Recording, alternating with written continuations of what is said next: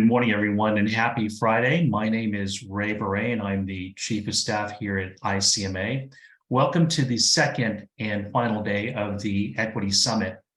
If you were with us yesterday, I hope you had a chance to see our general education sessions, our opening keynotes with Julie Nelson and Jonathan Butler, which were very, very powerful. And of course, the inspirational welcome that we had from our very own Mark Ott, ICMA CEO and Executive Director. So just like yesterday, we're looking forward to another insightful and exciting day with great conversation and community. I saw that in the various sessions that I was in and couldn't be more pleased and more fulfilled from our first day's activities. You know, as Mark mentioned yesterday, the Equity Summit is the brainchild of our Equity Officer Cohort, which is one of two flagship programs that are dedicated to DEI here at ICMA.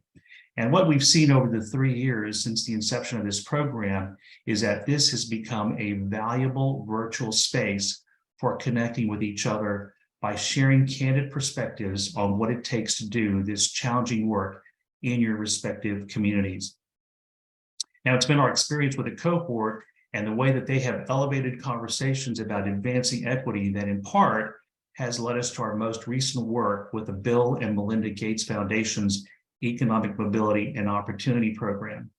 And it's this work with the foundation that has led us to stand up another cohort of local government managers, staff, and partners to ensure that all residents in their communities have a chance to achieve economic success and self-sufficiency for their families, but to also, and I emphasize, for them to feel welcomed and valued. Now, the cohort's going to be spending the next several months focusing their work on housing, workforce development, employment opportunities, and other systemic gaps that are related to childcare, language barriers, and financial literacy. Now, we all know that local governments can't address these issues alone. It's going to take the collective efforts of public, private, and other stakeholders to move the needle on this work. But local government leaders can be the catalyst, or as I call the conveners, to bring these groups together and to implement policies that positively impact people's lives, especially if we weave principles of equity into the everyday fabric of our operations and our decision-making. Now, while ICMA is working closely with 10 local governments in that cohort, we know these ideals are shared across the entire ICMA membership, and that people like you're here because you care about these things as well. So we're really excited to welcome representatives from the Gates Foundation and other peer organizations that are developing and sharing open access, research-informed tools and resources to create real positive systems change in your communities. So before handing it over to our panel this morning, I just want to give a big special thank you to Ryan Ripple and his team at the Gates Foundation for their generous support and for including ICMA in this movement. We here at ICMA are truly grateful, and I know our members are equally as grateful for being a part of this learning journey together, including our friends from the Urban Institute and Results for America, among others. And again, thanks so much for being here today and for helping us to realize ICMA's mission of creating and supporting thriving and inclusive communities. So with that, I'm going to turn that over to Laura Gutierrez, one of our directors here at ICMA, to take us through this initial and first general session. Laura, the stage is yours. Thanks, Ray. Good morning to everyone. I'm Laura Gutierrez. I'm ICMA's Director of Research, and I coordinate our economic mobility and opportunity work supported generously by the Gates Foundation. I don't want to take much more away from our panel, but I just wanted to underscore what Ray briefly noted, that while you're going to hear the terms economic mobility and upward mobility a lot in this hour, and they may or may not be terms you're regularly using to talk about your work, we really think that you're going to identify with a lot of the underlying principles and the types of programs and policies that other communities have implemented. So we're hoping that it may give you a new way of talking about what you're already doing, along with some tools that you can apply. So we're packing a lot into this hour, and we'll see how much time, if any, we have at the end to have a little bit of Q&A, but you are, of course, welcome to share your comments or questions in the chat as we go. And we'll see if we can save a few more minutes at the end to respond to those. You heard from Ray just a couple of shout outs to our economic mobility and opportunity cohort. Those members are not on today's panel, but at the end, I'll share a link to a video where you can learn a little bit more about what ICMA members and their communities are doing in the spirit of this work as well. So with that said, I'll just recognize our panelists. You can read their full biographies on the platform, but we are thrilled to be joined by all three of them today. Tina Chaliza, Policy Associate with the Urban Institute, Ross Tilchin, Director of Economic Mobility at Results for America. And first to set the stage, please join me in welcoming Ryan Ripple, who's Director of Economic Mobility and Opportunity with the Bill and Melinda Gates Foundation. So again, we appreciate your support. And Ryan, the floor is now yours. Well, thanks so much, Laura, and thank you, Ray, and thanks to ICMA. We couldn't be more excited about the partnership that we have together and more grateful to be with all of you this morning who are playing such key role in your cities and counties as diversity, equity, and inclusion officers and key leaders in those communities. I will say just at the outset, and we'll say a little bit more about this later, that one of the things that we believe strongly at the Gates Foundation, the economic mobility work, is that place matters a great deal in terms of accessing opportunity. And the work that you all are doing on the front lines could not be more important. So we're inspired by your commitment, and we are coming to work every day with the goal of trying to find ways to learn from you, to listen to what you are saying about what is happening and what is needed, and to try and invest in and build partnerships to get tools and other resources to you so you can do even more. So hopefully this is the beginning of a long partnership and a lot more good partnership to come across all of us. I might just start this morning. I'm probably the least important person, certainly, of this panel. You're going to hear from two people who are doing a lot of really important work, and hopefully work that you can use every day. And I'm just going to try and set the stage for why the Gates Foundation believes so strongly in this. At the Gates Foundation, we believe that every person should have a chance to live a healthy and productive life, regardless of where they're born, race, gender, economic status. And in the US, historically, our focus has been on education as a pathway to opportunity. We know it is so critical to moving up the ladder in the United States. And we also know that it is not enough, that education alone is not going to address the kinds of barriers that individuals and families in our country have faced for generations and continue to face when it comes to accessing opportunity. And so in 2015, we started to ask questions about what other kinds of barriers should the Gates Foundation be focused on outside of education. And we know that people have been doing that work for a long time, a lot longer than we've been asking the question. And so we started by thinking about a way for us to learn, and to learn in a way that we hoped could make any insights that we gleaned or found to be very public and available to everyone doing this work. And we started with a really important partnership with an institution you're about to hear from, the Urban Institute, where together we launched something called the US Partnership on Mobility from Poverty. It's a group of 24 leaders, practitioners, advocates, scholars from around the country who came together in 2015 to spend 2 years trying to answer the question, what would it take to dramatically increase access to opportunity in the US over the next decade? This group had very few, if any, constraints at all on it, except that it needed to spend time in communities around the country, that it needed to be learning and listening directly to families and individuals experiencing poverty, that it needed to listen to local leaders, and it needed to do its work out in places, not hotel conference rooms. And this group made it to over 36 places and produced a number of really critical insights that continue to guide our work today. But one of the most important, we feel, is the definition of mobility that they arrived at, a framework that now you'll hear a lot more about this morning and how it's being operationalized. But they said very powerfully to us that when we talk to individuals and families, it's so clear that mobility in this country, a sense of true momentum, is not just about economics. Economics are important, but it is also about dignity.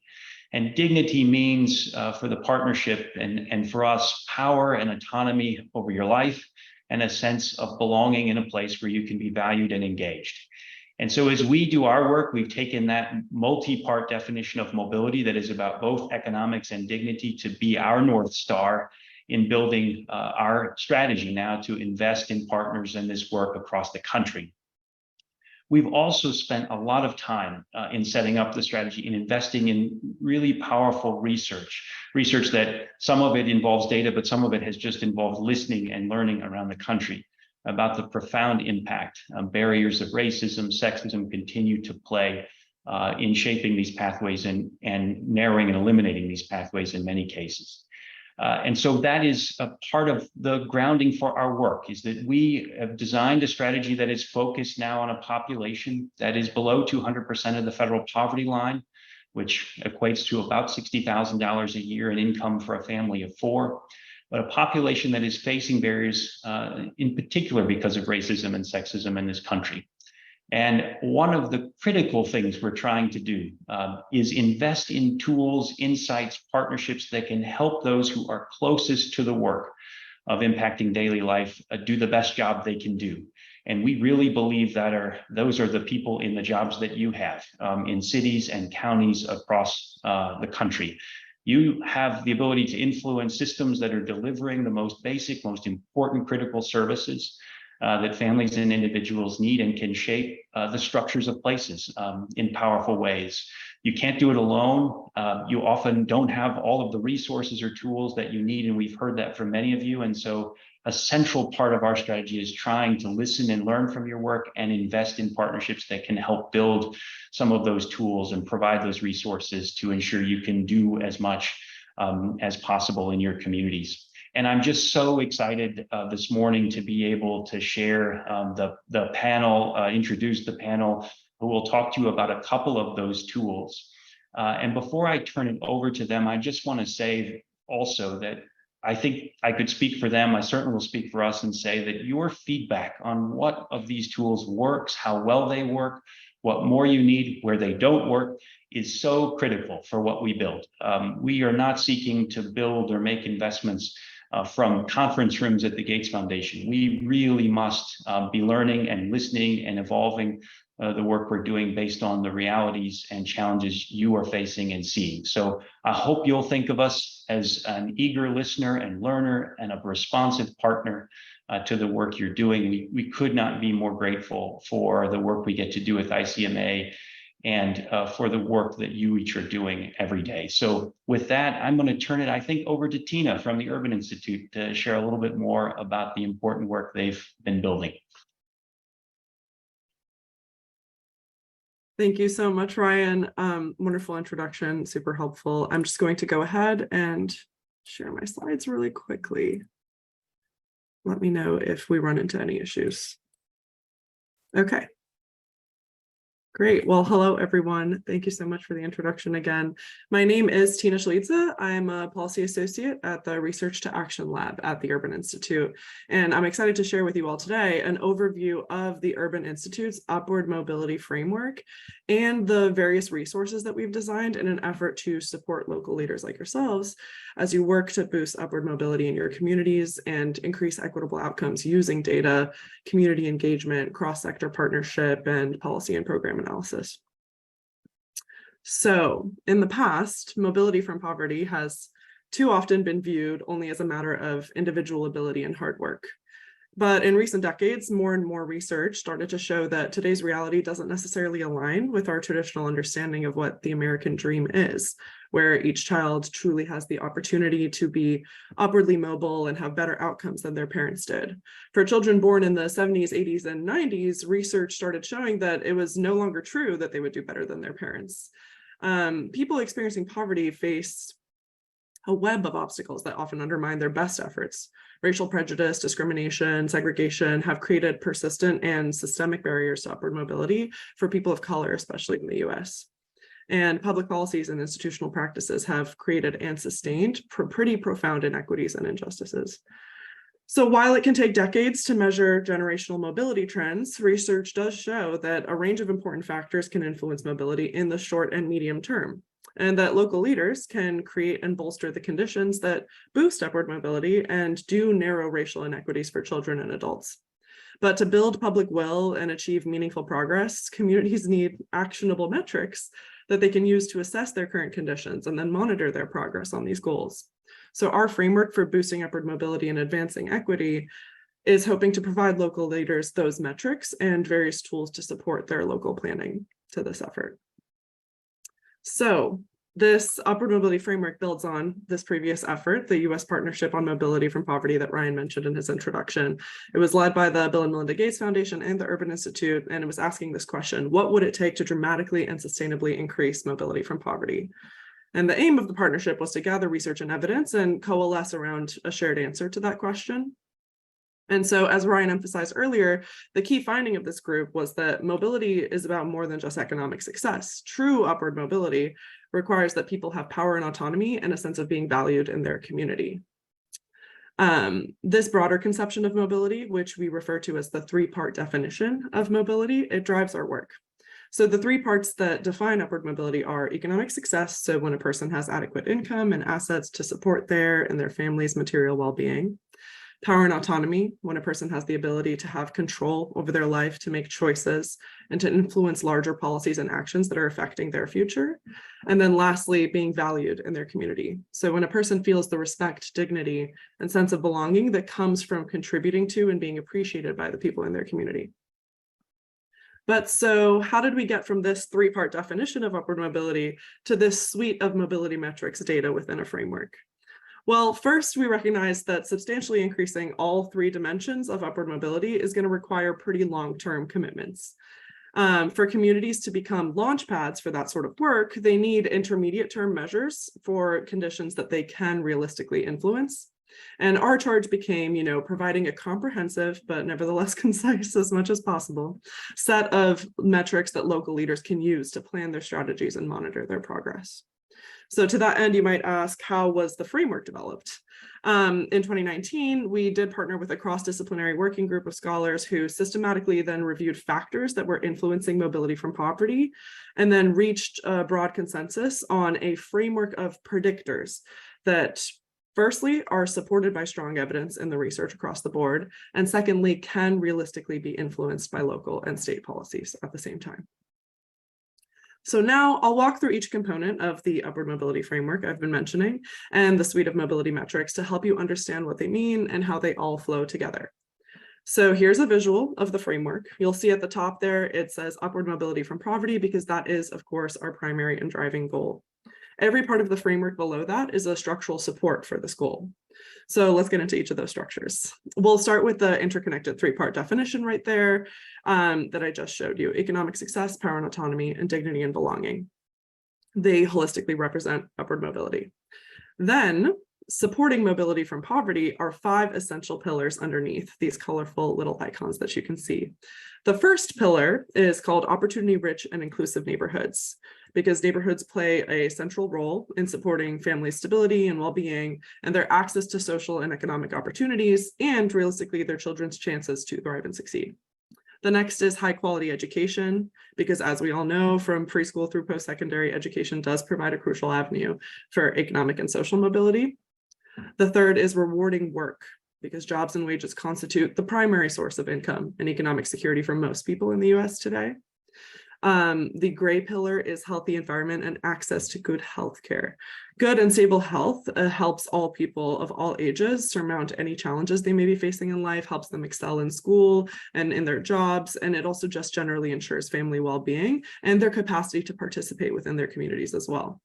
And then the last pillar you can see here, it's in yellow, it's a little hard to see on this slide, it's responsive and just governance. Because a government that's attentive to the needs of all community members and residents who are engaged in decision-making are hallmarks of communities that are supporting upward mobility well. So across the pillars is a key foundation, which is to ensure equitable access for all, including people of color and other marginalized groups. Combating persistent racial inequities across the pillars was very central, and it is very central to achieving upward mobility in our communities. And so that emphasis on racial equity is highlighted across all elements of the framework and the supporting evidence that we've vetted as well. Next, under each pillar is an associated set of key predictors of mobility from poverty. These are these colorful boxes that you can see here.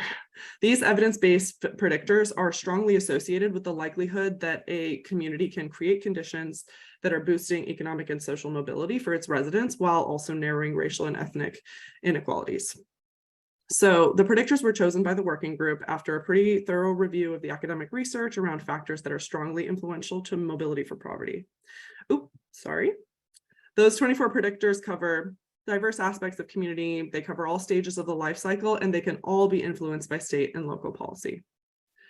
For those who are interested in learning more about the evidence behind each predictor, we do have an evidence resource library on our website, which is available as a public resource, and it provides a comprehensive summary of the literature that was reviewed that connects each predictor to upward mobility outcomes. Now we finally come to the mobility metrics. For each predictor, which were those colorful icons I showed you before, the working group selected a data metric that can be used to compare and monitor a community's performance over time. The mobility metrics are our way to take an aspect of the predictor and make it actionable for you. No data source, of course, is perfect, but we aimed to select metrics that best balance a variety of considerations.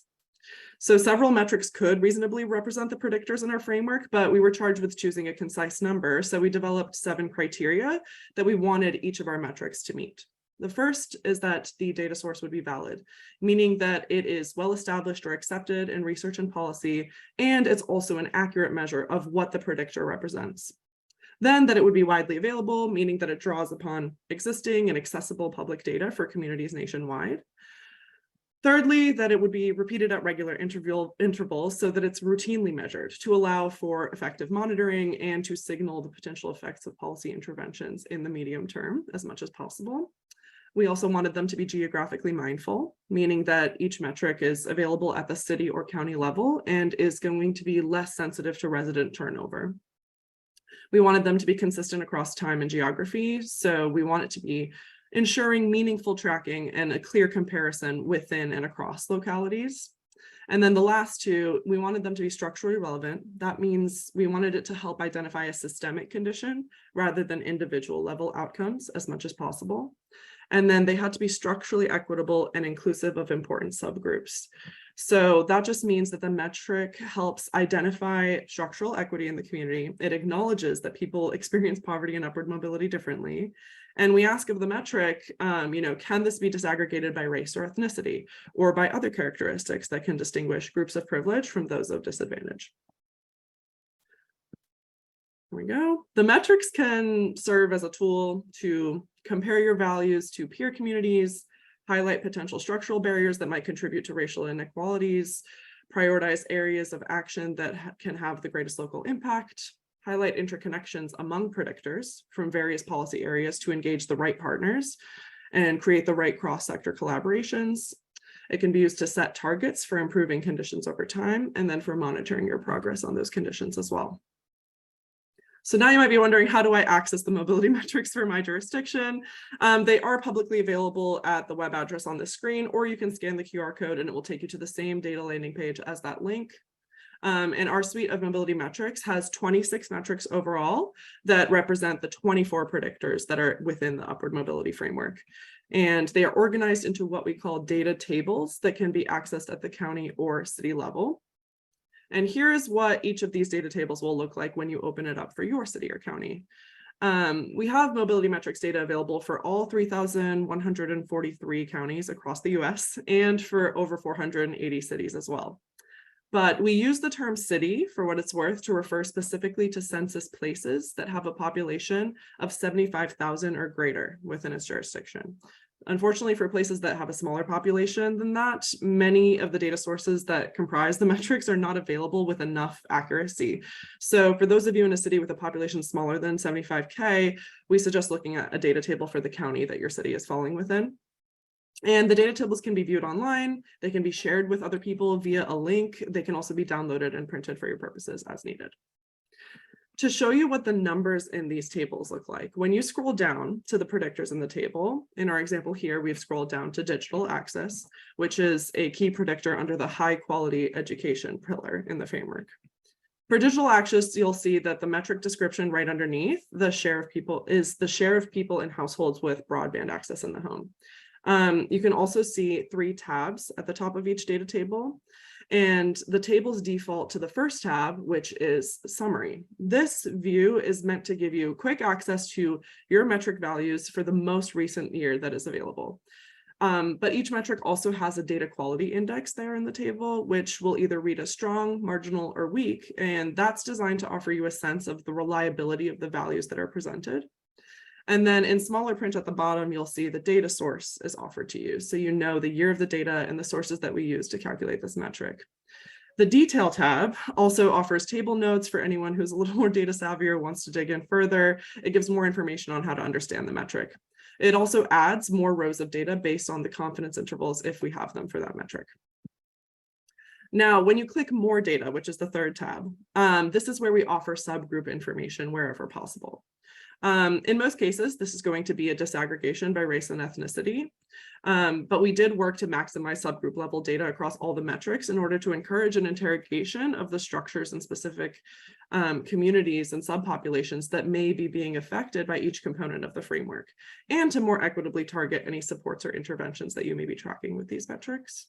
So in our digital access example here on the screen, we can see that in addition to the overall value up top, which is what we could see in the summary tab, we now see values broken down by race: Black, white, Hispanic, and other. And by doing so, we can see that the overall percentage, which was 85%, is being pulled up by the white and other subgroups, and that Black people in this community are experiencing 4 percentage points lower access to high-speed internet. That sort of discrepancy can be the starting point for examining all sorts of systemic variables that may be affecting this outcome, and will certainly need to be taken into account when targeting any programmatic intervention that's designed to not just raise access to high-speed broadband across the board, but to raise it equitably for all subgroups in the community. One last thing I'll mention about the data tables is that the landing page on our website does have a video tutorial that walks you through the various components of each of these tables. And the metrics are also documented in detail in our reports and our methodology page on the website as well, in case you're feeling like you have to remember everything I'm saying. So in case you'd like to dive further into the metrics also, I do want to point out this resource. We have the data that's used to populate the data tables for every county and city available on Urban's data catalog for public use. So the raw data are available for download. If your community already has its own data dashboard, you can easily add in the metrics to your existing code. And while the data tables can only show up to 2 years of data, this data set shares all of the years of data that we have, dating as far back as 2014, if and when it's available and comparable.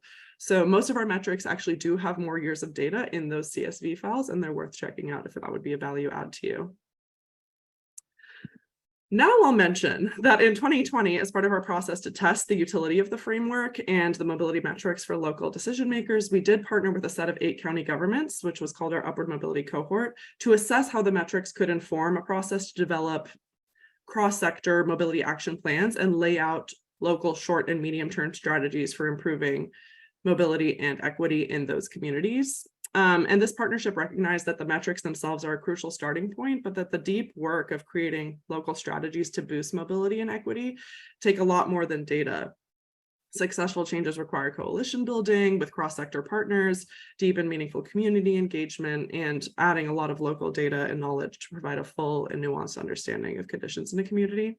So after a huge amount of work, each county did release a mobility action plan last summer in which they outlined a series of strategic actions that were designed to systematically target and improve the community level supports of upward mobility from poverty.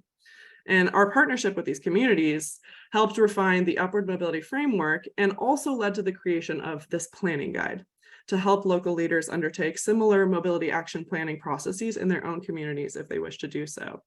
And this guide is informed by best practices that we drew from those cohort counties and from research on systems change and evidence-based decision-making. And the guide is meant to help local leaders better understand impediments to upward mobility and how to build cross-sector team that can plan, advocate for, and implement systemic changes that are focused on bringing all members of your community out of poverty and creating more equitable results. It outlines a chronological 10-step process with various supporting checklists, worksheets, and supplemental resources.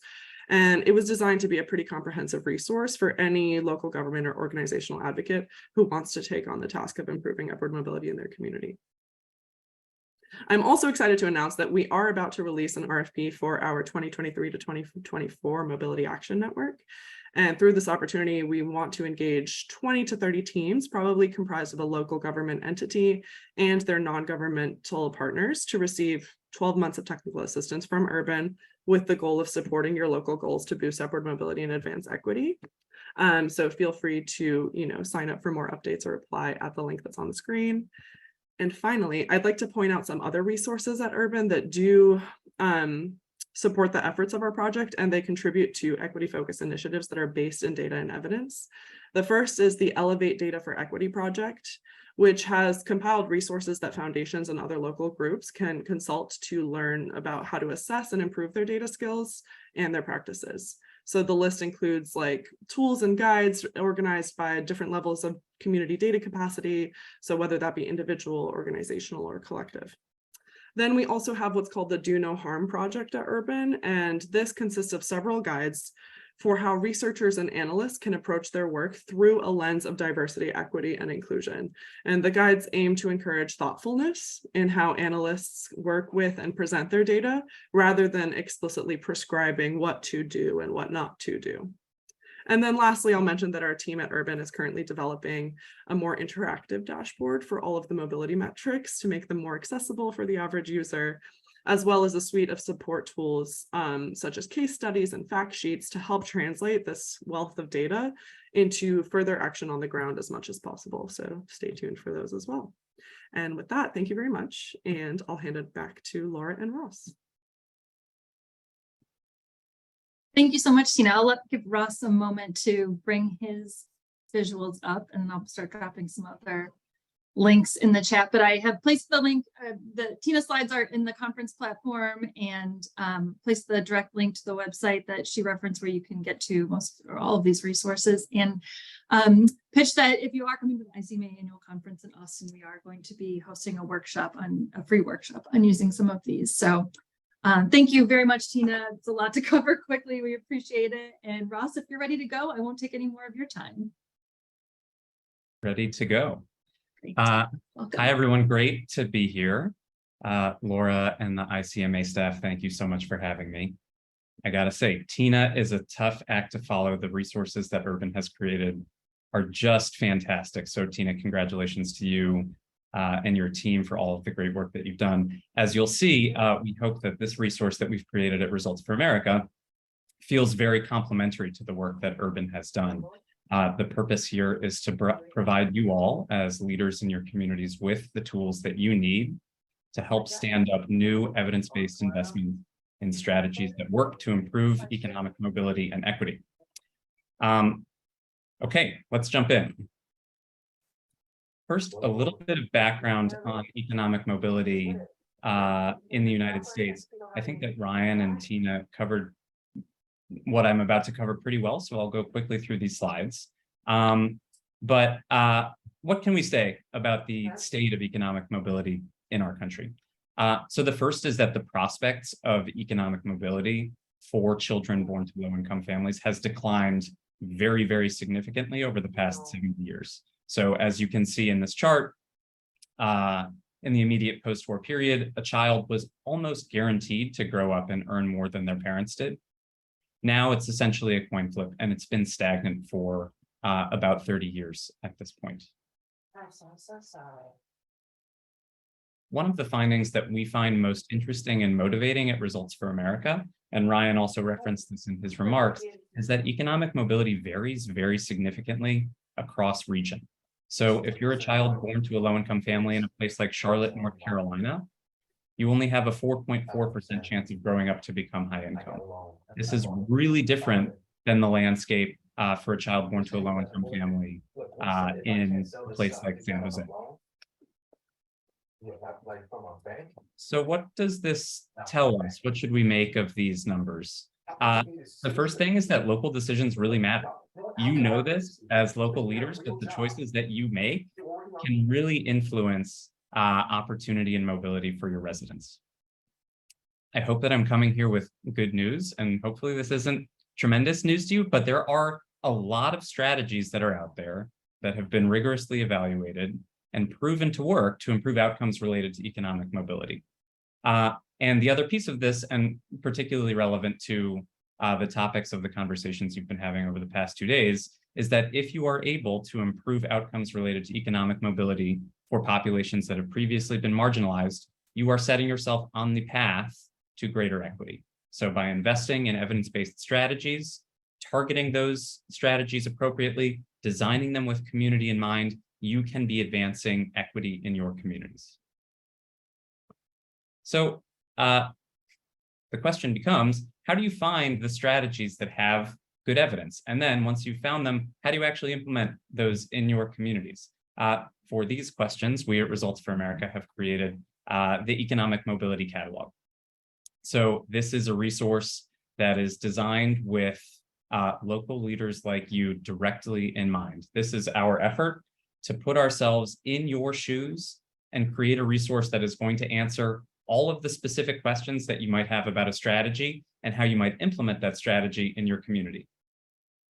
And just as something that Ryan said at the top of his remarks, this resource is only as good as the feedback that we're able to get from local leaders like you. So just at the outset here, I want to say that to date, the Economic Mobility Catalog has been shaped by truly hundreds of hours of interviews, focus groups, surveys to local leaders to understand those critical questions that you might have as you're considering an investment in a new approach.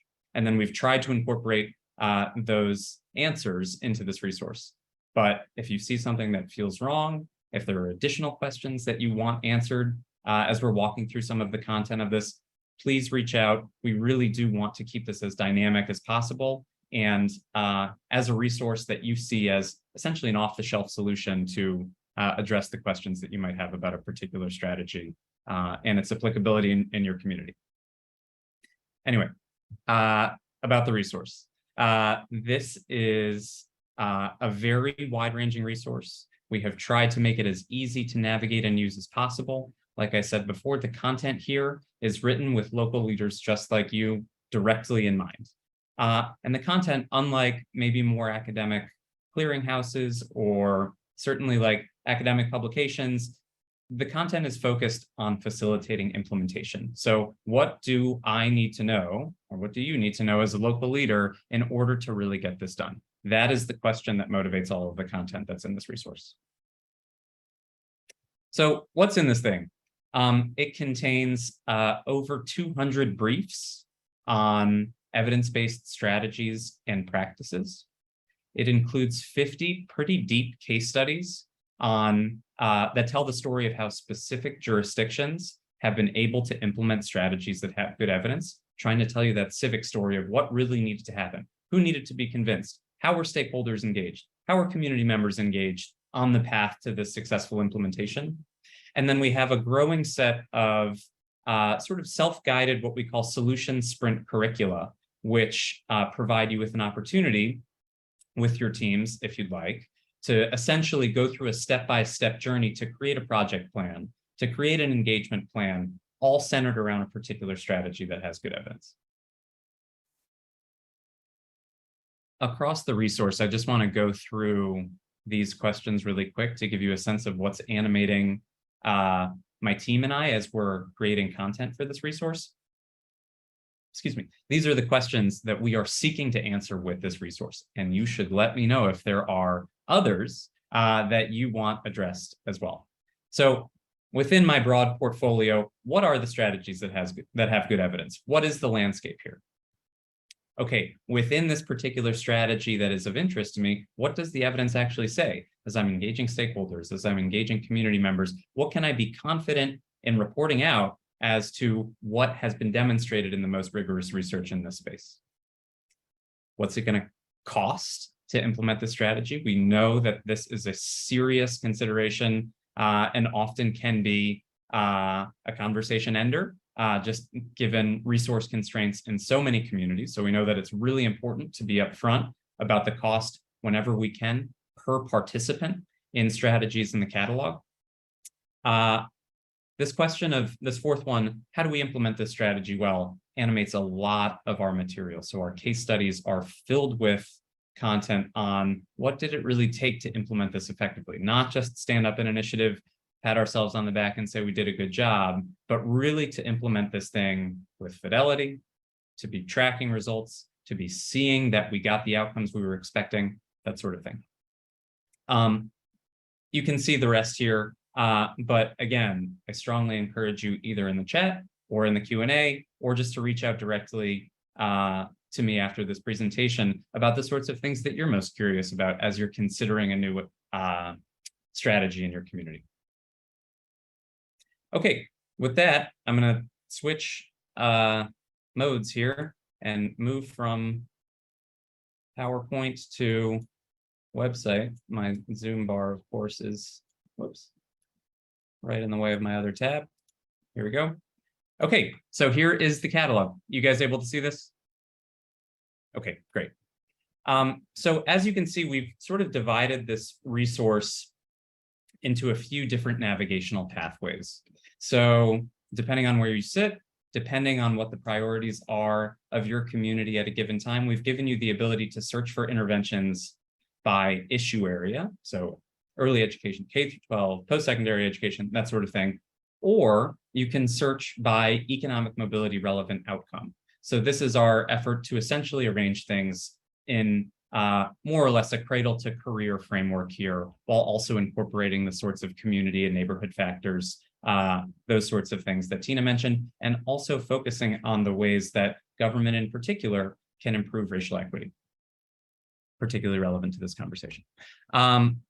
Let's jump in. I'll just choose a issue area at random. This is our post-secondary education and workforce development page. And here you can see essentially the menu of evidence-based practices that have been proven in some respect or another to improve outcomes related to post-secondary ed and workforce development. So you can see these are pretty high-level practices. These are essentially going to be the home pages that then show you particular evidence-based models, particular case studies, that sort of thing. Let's just choose the top one here, college access and readiness supports. So this exists across all of our strategy pages. I'll give you a sense of the scope in a bit, but we have 53 of these strategy pages across all of our policy areas and outcome areas. So this is the depth of content for this kind of introductory brief, so to speak. So overview of the strategy, what are college access and readiness supports? We have a rundown of target populations, key stakeholders, a rundown of the best evidence and the strongest evidence around this strategy, complete with the links. And I should say that the economic mobility catalog probably has, I guess I shouldn't get myself in trouble by ballparking this, but we link to just a huge amount of research. So if you're just looking for a starting place for understanding what the research says about practices, the catalog is a great shortcut to finding a lot of that.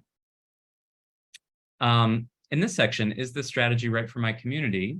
We directly lift from our wonderful partners at the Urban Institute. So this is our incorporation of the metrics that you just heard Tina present on, out of the recognition that it's really, really important, and we think a critical step in the process to be able to assess the landscape related to this particular strategy, look at the metrics that Urban has identified, and be able to look at the numbers to see where your community stands on a given issue. So it felt important to us to incorporate that into the resource.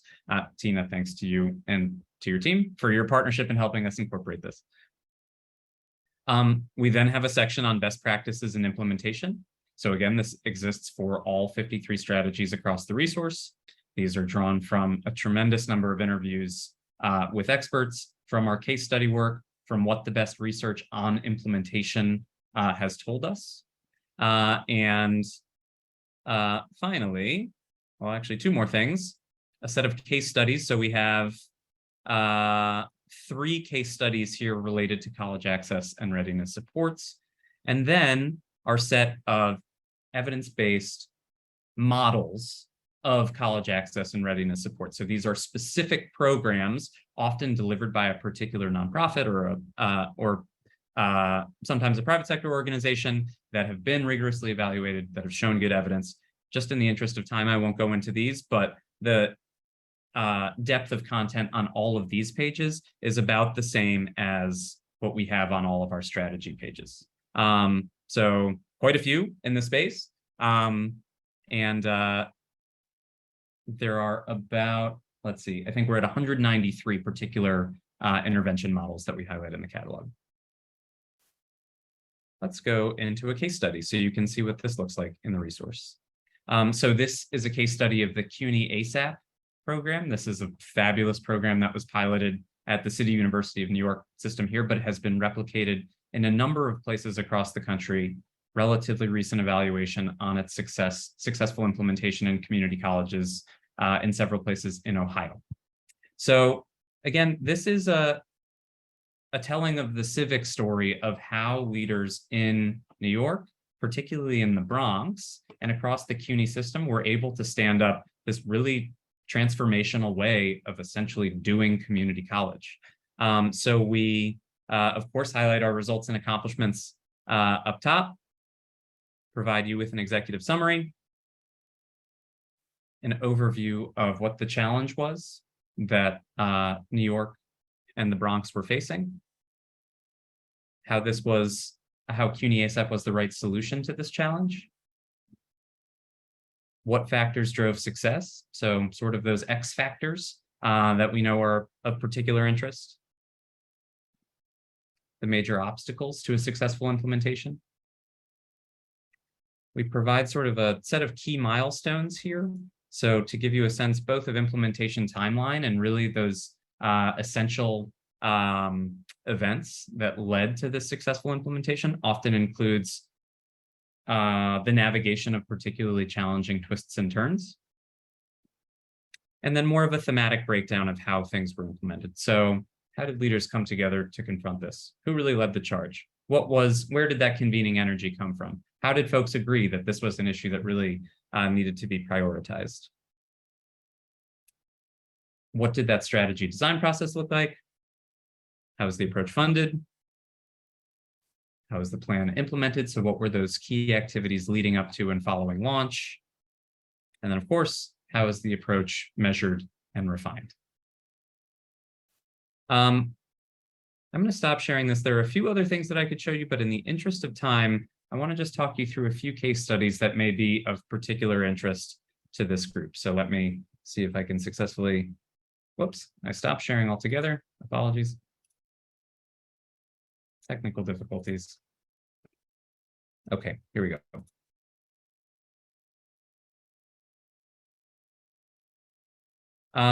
So again, we just walked through the CUNY ASAP case study as an example. We have 50 of those case studies in the catalog. So just a tremendous amount of time that has gone into gleaning best practices and the wisdom from the folks who have really done the work on the ground. And hopefully, you should tell us, packaging this in a way where it empowers you to feel like you have a clear sense of how you could implement this in your community. So real quick, let's just walk through 3 case studies that we're particularly proud of that feel like a particularly good fit for this audience. The first is the implementation of a high school equivalency degree program in Racine, Wisconsin. As you likely know, for individuals who have not yet attained a high school degree, upward economic mobility is really difficult to come by. Serious challenges in securing employment that can pay you a living wage without a high school degree. And many adults don't have a high school degree. There were some significant changes in how the GED was administered across the country a handful of years ago, and it made for significantly fewer individuals getting that credential that was then sort of that ticket to higher quality employment. Racine implemented just a fabulous program for adults that incorporated a number of lessons from other successful social programs, like using a cohort-based model, like using an applied lesson plan, to having small student to teacher ratios, and providing wraparound supports for students. If any of you are familiar with this space, you'll know that a lot of these programs really struggle to graduate their students. This program has graduated almost 80% of its enrollees, putting them on this pathway to higher quality employment.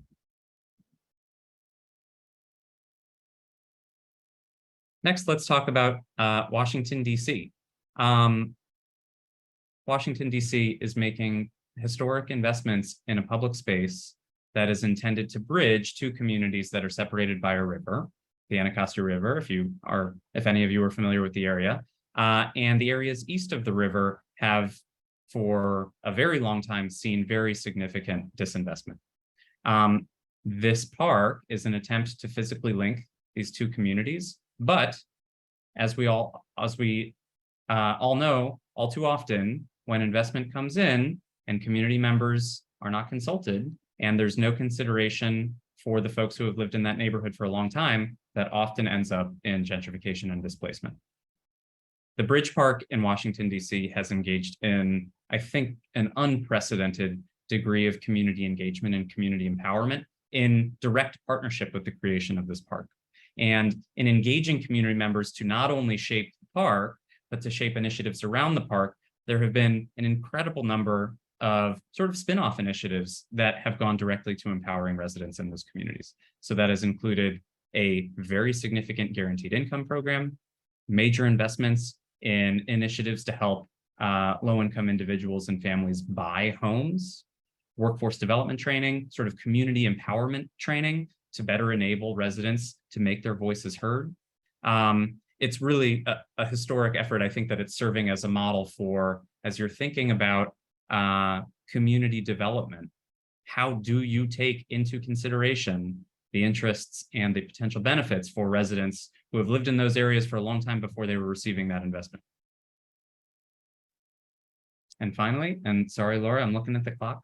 I'll be brief, is a procurement case study in Long Beach, California. I know that procurement may not sound like the most exciting topic. We at Results for America get really excited about it, but we're nerds, I suppose.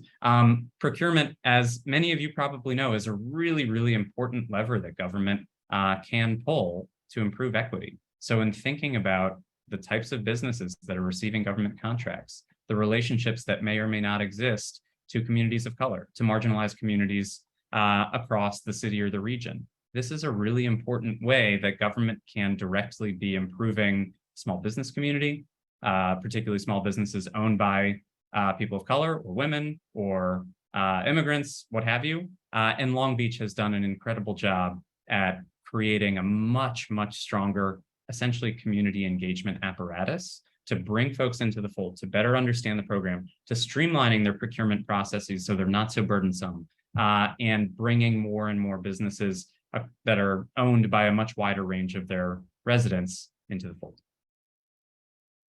Okay. I was as concise as possible. Thank you very much for being here. I'm really excited for your questions and for your feedback. Thank you so much, Ross. And I know I see some people on this list of participants that could nerd out about procurement with you for a longer period of time than we have right now. So no need to apologize there. I do see, I think, one question. I'm not sure, I don't have any more identifying information other than we have someone from the city of Des Moines. I wonder if that person who put that in the chat wouldn't mind just coming off mute for a moment just to elaborate. I'm not sure if the question about barriers is a question you're looking for answers from the catalog on, or if that's a question to Ross about the development of the resource itself. So I'll pause for a moment to see if that person is close enough to their computer where they might be able to. I'm here. Good morning. Excellent. That was regarding the catalog question.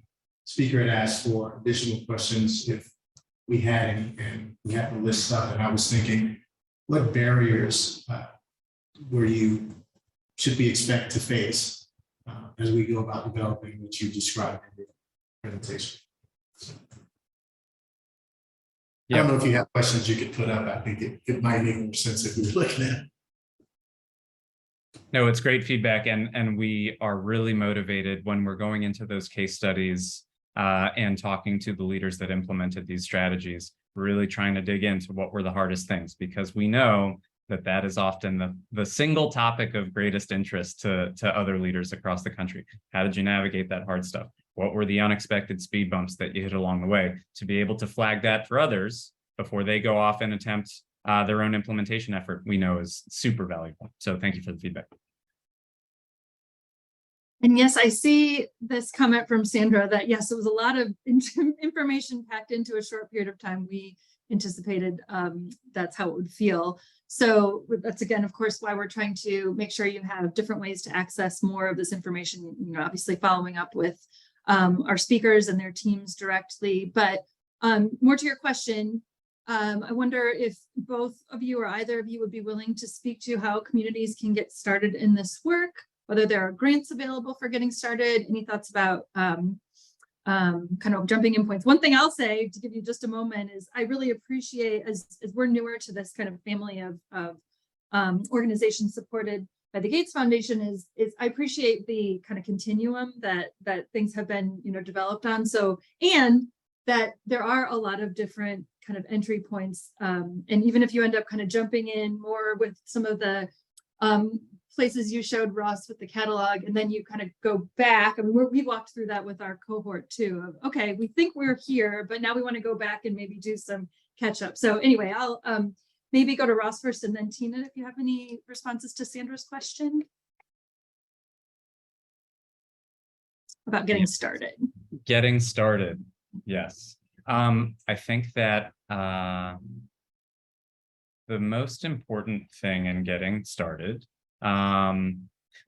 assuming that you have, this is beyond, you've like gone to the catalog, you've read the research, you've used the urban mobility metrics, you've been able to assess sort of where your community stands on a particular issue. I think that across our case studies, really two critically important early stage things that we see across a lot of these initiatives is making sure that you have the input and buy-in from your community members before blazing forth on a particular strategy. I think that Urban has some really excellent work on the ways in which local leaders can walk community members through the data. I think, Tina, that this is a major part of your implementation guide. So what Urban refers to as like a data walk, and then something similar with an overview of the particular strategies or interventions that have good evidence, and then make that a bit of a discussion with community members rather than just we here in City Hall or in the county seat have decided that this is the right thing to do, and we are now going to make this investment. So that's really important. And then the other is, as I'm sure many of you know, it's really critical to make sure that the convening energy and sort of the engine of making sure that something it remains a priority is really important. And when that is coming from the executive, it really helps. So making sure that you have that buy-in and that enthusiasm from the top, along with the buy-in and enthusiasm from your community members.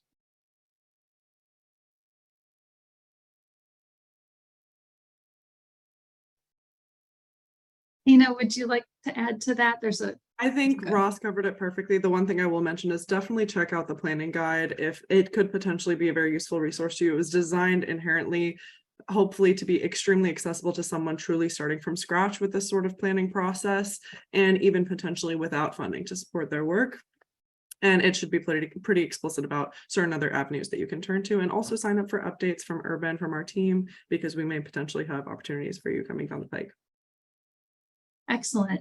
So Laura, I think there's go another ahead, Russ. question on grants. So we have indicated in the catalog when particular programs or strategies are eligible for the use of ARPA dollars, and we are in the process of trying to better identify which federal grant programs may be eligible uses for each of these programs. That's a big, challenging project, so I can't promise when it's going to be available, but it is something that we're working towards. We know how valuable it would be to have that landscape of, okay, what federal dollars that are coming down to my community could potentially be used for this purpose. Of course, it's really going to depend on your state regulations. There are probably many other local considerations that go into how those grant dollars are used when there's some flexibility, but we've identified it as a priority and are working towards getting that to you.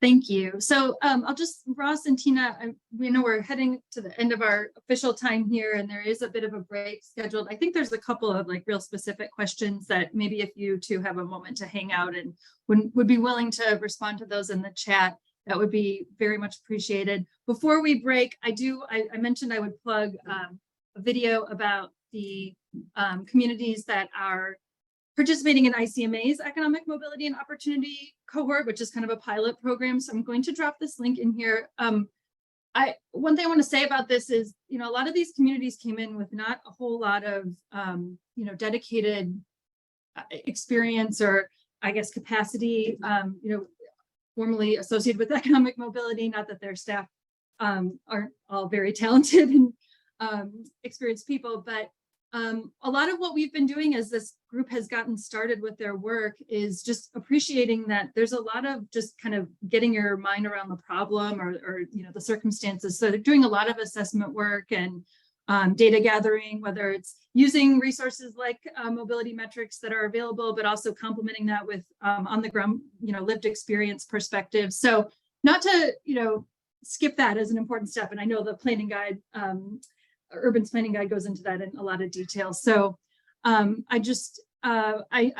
appreciate everyone bearing with us for a fairly dense hour this morning, but I want to thank Ryan, Ross, and Tina for sharing your time. And I hope that this does catalyze some ongoing conversation with our participants and some new relationships. So thank you all for your participation. And again, if you want to hang out and maybe do a little bit of chat with our speakers before we lose them, but I hope that you have a productive day and thanks for being with us and great weekend ahead.